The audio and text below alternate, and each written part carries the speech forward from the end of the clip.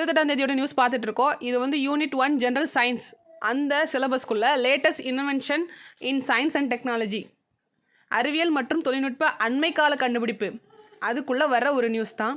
சூரியனை மிக நெருக்கத்தில் கடந்து நாசா விண்கலம் சாதனை. இதுவரை இல்லாமல் மிக நெருக்கத்தில் வந்து அமெரிக்கா விண்கலம் ஆய்வு மையம் வந்து நாசா பார்க்கர் விண்கலம் சாதனை படைத்துள்ளது. வெள்ளி கிரகத்தோட சுற்றுப்பாதையை பயன்படுத்தி சூரியனை சுற்றி வந்து 7 ஆண்டுகளாக ஆய்வு செய்வதற்காக உருவாக்கப்பட்ட ஒரு விண்கலம் தான் இது. கடந்த 2018ஆம் ஆண்டில் விண்ணில் செலுத்தப்பட்டது. இந்த நிலையில் வந்து கடந்த வெள்ளிக்கிழமை காலையில் 10:30க்கு ரொம்ப நெருக்கமாக, சூரியனுக்கு நெருக்கமாக 38 லட்சம் கிலோமீட்டர் தொலைவில் அந்த விண்கலம் வந்து கடந்திருந்தாலும் மனிதர்களாக உருவாக்கப்பட்ட ஒரு பொருள் வந்து சூரியனை இந்த அளவு நெருக்கத்தில் கடந்தது இதுவே முதல் முறை அப்படின்னு சொல்கிறாங்க. சூரியனை பற்றி தெரியாத நிறையா விஷயங்கள்லாம் இந்த விண்கலம் மூலம் தெரிய வரும்னு சொல்கிறாங்க. பார்க்கர் விண்கலம் அந்த விண்கலத்தோட பெயர். இது வந்து சூரியனை கடக்கும்போது 1800 டிகிரி செல்சியஸ் ஃபாரன்ஹீட் வந்து அதோட வெப்பம் இருந்திருக்கு. அப்பவும் கூட அந்த விண்கலம் தொடர்ந்து சிறப்பாக வந்து செயலாற்றியிருக்குன்னு சொல்கிறாங்க. அந்த ஹீட் அதிகமாக இருக்க காரணத்தினால அந்த தகவல் வந்து பெறுறதுக்கான அந்த சாத்தியக்கூறுகளை வந்து நிறுத்தி வச்சுருக்காங்க. இனிமேல் அது வந்து கிடைக்கும், இன்ஃபர்மேஷன்ஸ்லாம் சூரியனை பற்றி நிறையா கிடைக்க போகுதுன்றத சொல்கிறாங்க இந்த நியூஸ் மூலமாக. இதுதான் இந்த நியூஸ் நாசாவோடது. இப்போ நம்ம சமச்சீர் புக்கில் அது ரிலேட்டடானதை படிக்கலாம். Sun is the centre of the solar system. எல்லாம் தெரிஞ்சது தான். சோலார் சிஸ்டம் வந்து எல்லா சோலார் சிஸ்டத்தில் இருக்கிற எல்லா விஷயங்களும் சன்னை சுற்றி தான் ரிவால்வ் ஆகுது. சூரிய குடும்பத்திலே சூரியன் தான் 99.8% வந்து இருக்குன்னு சொல்கிறாங்க. சூரியனில் ஹைட்ரஜன் மற்றும் ஹீலியம் இந்த 2 வாயுக்கள் வந்து முக்கியமான வாயுக்கள் அதிகமாக இருக்குது அப்படின்னு சொல்கிறாங்க. ஹைட்ரஜன் ஹீலியம் தான் இது ரொம்ப இம்பார்ட்டண்டானது. லைட்டை வந்து அதுவே தானாக வெளியிடும். தானே ஒளியை உமிழக்கூடிய தன்மை பெற்றது. சூரியன் ஒரு விண்மீன் ஆகும். பரப்பு வெப்பநிலை வந்து 6000 செல்சியஸ் ஆகும். மற்ற எல்லா கோள்களுக்கும் வெப்பத்தையும் ஒளியை வந்து சூரியன் தான் வந்து கொடுக்குதுன்னு சொல்கிறாங்க. அதோட வெப்பநிலை வந்து பூமியோட மேற்பரப்பை வந்து வந்தடைகிறதுக்கு 8.3 நிமிஷங்கள் வந்து ஆகும்னு சொல்கிறாங்க. 8.3 minutes to reach the earth. கற்பனை செய்து பார்க்கவும். சூரியன் 1.3 மில்லியன் புவிகளை தனக்குள் அடக்கக்கூடிய வகையில் மிகப்பெரியதாகும். அதாவது 1.3 மில்லியன் பூமி அவ்வளோ பூமியையும் அதுக்குள்ளே வச்சுக்கலாம். அவ்வளோ பெருசு சூரியன் சொல்கிறாங்க. நாசாவை பற்றி பார்ப்போம். NASA national aeronautical and space administration, most popular space agency. இது எங்கே இருக்குன்னா வாஷிங்டனில் இருக்குது இதோட ஹெட் குவார்ட்டர்ஸ். இது எஸ்டாப்ளிஷ் பண்ணது எப்போன்னு பார்த்தீங்கன்னா 1 அக்டோபர் 1958 எஸ்டாப்ளிஷ் பண்ணியிருக்காங்க. 10 வந்து ஃபீல்ட் சென்டர் இதோட துணையாக இருக்குது. அது மூலமாக வந்து நாசா அவங்களோட ஒர்க்கை வந்து எக்ஸிக்யூட் பண்ணுவாங்க. சப்போர்ட்டிங் மற்ற இன்டர்நேஷ்னல் ஸ்பேஸ் ஸ்டேஷனோட சப்போர்ட்டோட நிறைய விஷயங்கள் வந்து கொலாபரேட் பண்ணி நாசா வந்து செஞ்சிட்ருக்காங்க. உளவி அப்படின்னு சொல்லப்படுற ரோவரை வந்து மார்ஸுக்கு அனுப்பிச்சிருக்காங்க. அதோட சேர்த்து ஜூபிட்டரோட அட்மாஸ்பியரை வந்து ரிசர்ச் பண்ணுறதுக்கு அனுப்பிச்சிருக்காங்க.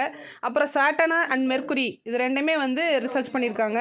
மெர்க்குரி, ஜெமினி, அப்போலோ இந்த ப்ரோக்ராம் மூலமாக நாசா வந்து விண்கலத்தை நிறைய வந்து அனுப்பிச்சிருக்காங்க. அதெல்லாம் வந்து ஒரு முக்கியமான திட்டங்களாக சொல்லப்படுது. அப்புறம் ரொபாட்டிக் ஸ்பேஸ் ப்ரோப்ஸ் மேக்ஸிமம் எல்லா சோலார் சிஸ்டத்துக்குமே அனுப்பிச்சிருக்காங்க.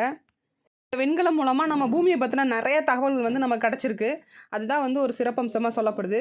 எவ்ரிடே லைஃப்பில் நம்ம என்னெல்லாம் நமக்கு தேவையோ அதெல்லாம் வந்து நிறைய நம்ம வந்து இங்கேருந்து அனுப்பிச்ச விண்கலம் மூலமாக நமக்கு ரிசீவ் பண்ணியிருக்கோம். அதில் முக்கியமாக வந்து புகை உணர்வி smoke detector to medical test. Next வந்து பார்த்திங்கன்னா அப்போலோ மிஷன். அது ரொம்ப முக்கியமான மிஷன். என்ன சொல்லியிருக்காங்கன்னா அப்போலோ விண்கல திட்டம் நாசாவின் மிக புகழ்பெற்ற திட்டங்கள் ஆகும். அமெரிக்கா விண்வெளி வீரர்களை வந்து நிலவில் தரையிறங்கப்பட்டது அந்த மிஷன். மொத்தமாக வந்து 17 திட்டங்கள் அது கொண்டிருக்கு. அதில் மெயினாக வந்து பார்த்திங்கன்னா அப்போலோ 8, அப்போலோ 11 முதலாக வந்து மனிதர்களை நிலவுக்கு அனுப்பிய திட்டமாகும் அப்போலோ 8. இதில் விண்கலம் நிலவில் சுற்றி பின் மீண்டும் பூமிக்கு வந்தடைந்தது அப்போலோ 11 திட்டமாகும். அப்போலோ 11 விண்கலமானது 1969 ஜூலை 20ஆம் நாளில் வந்து நிலவில் தரையிறங்கியிருக்கு. அதில் பயணித்த நீல் ஆம்ஸ்ட்ராங் முதலில் நிலவில் வந்து நிலவோட மேற்பரப்பில் வந்து கால் எடுத்து வச்சுருக்காருன்றதை இங்கே மென்ஷன் பண்ணி சொல்லியிருக்காங்க. க்ரூ மெம்பர்ஸ் வந்து யாருன்னு பார்த்தீங்கன்னா நீல் ஆம்ஸ்ட்ராங் ஃபஸ்ட்டு, அப்புறம் வந்து பஸ் ஆல்ட்ரின் அவர் வந்து 2வது, மைக்கேல் கோலின்ஸ் அவர் வந்து 3வது. இந்த 3 பேரும் தான் வந்து அந்த நிலவில் தரையிறங்கினது.